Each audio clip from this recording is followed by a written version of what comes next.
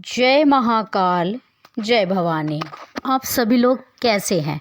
मैं आशा करती हूँ कि माँ भगवती काली की कृपा से और बाबा भोलेनाथ की कृपा से आप सभी लोग स्वस्थ होंगे और खुश होंगे। तो आज का विषय यह है कि क्या आप भी माता काली की शक्तियों को प्राप्त करना चाहते हैं? यदि इसका जवाब है हाँ, तो आपको बस यह 2 भोग पूरी निष्ठा से माँ को देना शुरू करना है डेली की पूजा में। ठीक है, देखिए जो ये भोग है, अगर आप ये माता को लगाते हैं तो माता दौड़ी दौड़ी आपके पास आएंगी और आपके घर में प्रवेश करती हैं। उनकी शक्तियाँ आपको प्राप्त कर होती है। ठीक है, आपके घर में उनका वास होता है और आपके घर में जितने भी दुख तकलीफ़ और परेशानियाँ होती हैं, उन सब परेशानियों का माँ भगवती माँ काली नाश करती है। चाहे वो परेशानी पैसे से जुड़ी हो, बीमारी से जुड़ी हो, कोर्ट कचहरी से जुड़ी हो या नकारात्मकता से जुड़ी हो, उन सभी परेशानियों का अंत माँ करती हैं। ये जो वो भोग आज मैं आपको बताऊंगी, ये भोग माँ काली को भी प्रिय है, माँ दुर्गे को भी बेहद प्रिय है, माँ वैष्णो को भी बेहद प्रिय है, या हम कह लें ये भोग जो है वो 10 महाविद्याओं नव दुर्गा सबको प्रिय है, बहुत ही प्रिय। ये जो 2 भोग हैं जो मैं आज आपको बताऊंगी बहुत प्रिय है। ये 2 भोग एक ऐसे भोग हैं जो हर व्यक्ति लगा सकता है, पर उनको पता नहीं होता है, वो अलग अलग भोगों के पीछे भागते रहते हैं।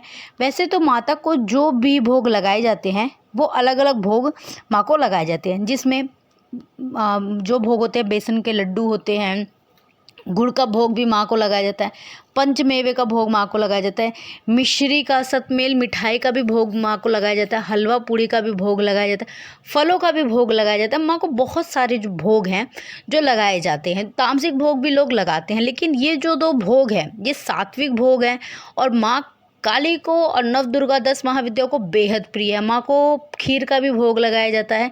तो ऐसे बहुत सारे हैं, लेकिन ये जो 2 भोग हैं वो माँ को सर्वप्रिय भोग हैं। ये भोग है, इस भोग को हर व्यक्ति लगा सकता है।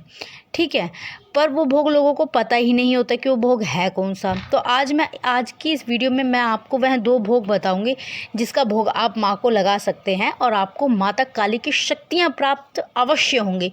यह भोग माँ का अत्यंत प्रिय है। ठीक है, अधिकतर लोगों को इसके विषय में नहीं पता, तो वह 2 भोग कौन से हैं, कैसे लगाना है, किस तरीके से लगाना है, पूरी जानकारी आज की इस वीडियो में मैं आपको दूंगी।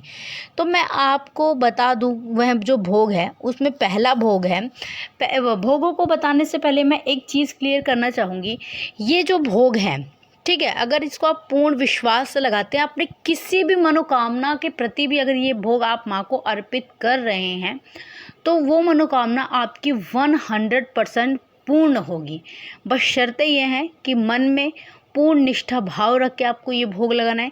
किसी के नुकसान के लिए आप यह भोग माँ को मनोकामना करके मत लगाना कि माँ इसका ये नुकसान हो जाए तो मैं ये भोग इस कामना से लगा रहा हूँ। नहीं, ऐसा नहीं करना है आपको। किसी के लिए गलत नहीं सोचना है।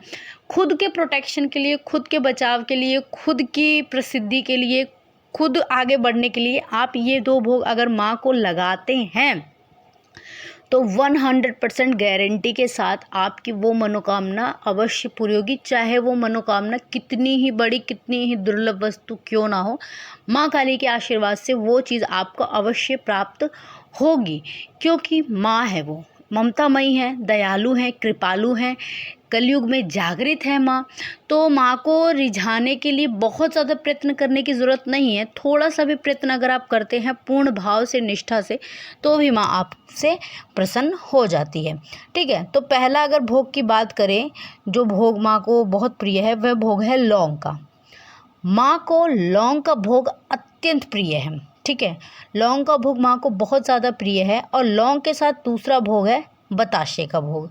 लौंग बताशा ये माँ को बहुत ही प्रिय भोग है। बहुत कम खर्चा है इस भोग के लिए, लौंग और बताशे। बट जो लौंग हो वो फूल वाली हो, जोड़े में आप चढ़ाइए लौंग और बताशे का भोग। अगर आप चढ़ाना चाहें तो साथ में इलायची भी मिला के आप माँ को ये भोग 5 लौंग, 5 बजात से 2 लौंग, 2 इलायची, इस तरीके से आप माँ को डेली सुबह और शाम भोग लगाना शुरू करें माँ को। ठीक है, ये माँ को बहुत ही प्रिय है। आप इस भोग को सामने रख के भी प्रज्वलित माँ को अर्पण कर सकते हैं। बताशे का भोग आप माँ को कपूर पे भी दे सकते हैं, क्योंकि माँ को कपूर का भी भोग बहुत प्रिय है, तो एक तरीके से माँ को वो कपूर भी अर्पित होगा। या आप अंग्यारी पे दे सकते हैं। अंग्यारी का भोग जो कहते हैं कि डायरेक्ट जो है वो देवता तक जाता है, क्योंकि अग्नि जो है वो उसका प्रतिनिधित्व करती है, ठीक है, अग्नि साक्षी होती है, तो वो भोग जो है डायरेक्ट हमारे देवताओं तक, हम जिस भी शक्ति को लगा रहे डायरेक्ट उन तक जाती है। जो कंडा होता है उसकी अंग्यारी सब लोगों को पता होगा कैसे बनाया जाता है, ठीक है। या आप सूखा गोला होता है उस पर भी दे सकते हैं। अगर आप ये भोग माँ को देना शुरू कर रहे हैं तो बहुत ही तीव्र माँ अपनी ऊर्जा आपको प्रदान करती है, ठीक है। 2 लोग दे सकते हैं, एक बतासा सुबह और शाम भी दे सकते हैं।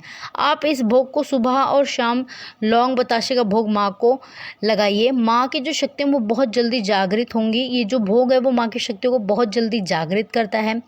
माता की शक्तियों को जागृत करने के लिए यहाँ मंत्रों की आवश्यकता नहीं पड़ती है। अगर आप मंत्र जाप कर रहे हैं तो कर सकते हैं, लेकिन इस भोग को देने के बाद आपको मंत्र जाप की आवश्यकता नहीं पड़ती है। वही, ठीक है, ये जो भोग है वो अहम रोल निभाता है शक्तियों को जागृत करने के लिए, क्योंकि भोग से ही जो शक्तियाँ हैं वो तृप्त होती है, संतुष्ट होती हैं, ठीक है। जब आपको पता होता है कि भोग कैसे देना है, तरीका क्या है भोग देने का, तो माता काली बहुत जल्दी प्रसन्न होती है। क्योंकि कोई भी जीव हो, चाहे वो जीव हो, देवता हो, कोई भी हो, ठीक है, आवाहन के माध्यम से, यज्ञ के माध्यम से भोगों की आहुति दी जाती है, जिससे उनकी शक्ति, उनकी पावर बढ़ती है और वह हम पर कृपा करते हैं, ठीक है। इसके साथ ही अगर आप करना चाहते हैं तो आप दुर्गा सप्तशती का पाठ रोज़ाना 1 पाठ करें। माता काली की शक्ति आपको बहुत ही तीव्र गति से प्राप्त होंगी। भोग देना बहुत आवश्यक होता है शक्तियों को। अगर आप शक्तियों को भोग दे रहे हैं, उनको संतुष्ट रख रहे हैं, क्यों कहा जाता है, कहीं भी चौकी पे जाएं, क्यों कहा जाता है कि आपके देवता, कुल देवता, पितृरुष्ट है, क्यों? क्योंकि हम उन्हें मनाते नहीं है टाइम टू टाइम, जो उनका भोग है, उनको वस्त्र अर्पण नहीं करते, तो वो हमसे रुष्ट हो जाते। लेकिन जब हम उनको भोगों के द्वारा उनको तृप्त करके रखते हैं, उनको संतुष्ट करके रखते हैं, तो उनकी कृपा हम पे भर भर के बरसती है। तो यह 2 भोग आप माँ को मेरी बात मानकर देना शुरू करें। यह 2 भोग आपके पूरे जीवन को बदल देगा। बस शर्त एक है कि पूर्ण निष्ठा, पूर्ण भाव होना चाहिए। डाउट मन में 1% भी नहीं होना चाहिए। डाउट लेके अगर आप कोई भी काम करेंगे तो वो सफल नहीं होगा। माँ के प्रति पूर्ण समर्पण भाव से आप माँ को ये भोग अर्पित कीजिए। किसी महिला की अगर गोद नहीं भर रही है, गोद सुनी है, तो बच्चे की कामना करके यह भोग माँ को अर्पण करें। माँ उसको राह दिखाएगी और जल्द उसकी झोली भी भरेगी। मतलब ये भोग ऐसा है जो बड़े से बड़े कार्य को करने की क्षमता रखता है, क्योंकि माँ काली की शक्तियाँ जो है वो जागृत होंगी। तो मैं आशा करती हूँ कि आपको मेरे द्वारा दी गई हुई यह जानकारी पसंद आई होगी। चैनल पे पहली बार हैं तो चैनल को सब्सक्राइब करें, वीडियो को लाइक करें, शेयर करें, कमेंट में जय माँ काली, हर हर महादेव अवश्य लिखें। मैं बाबा भोलेनाथ और माँ भवानी से आप सभी के लिए प्रार्थना करती हूँ कि माँ की कृपा दृष्टि और बाबा की कृपा दृष्टि आप सभी पर सदैव बनी रहे। आप सभी लोग हमेशा खुश रहें, खुशहाल रहें। आपके घर में माँ काली, अन्नपूर्णा और लक्ष्मी के रूप से सदैव वास करें। धन्यवाद। जय महाकाल, जय भवानी।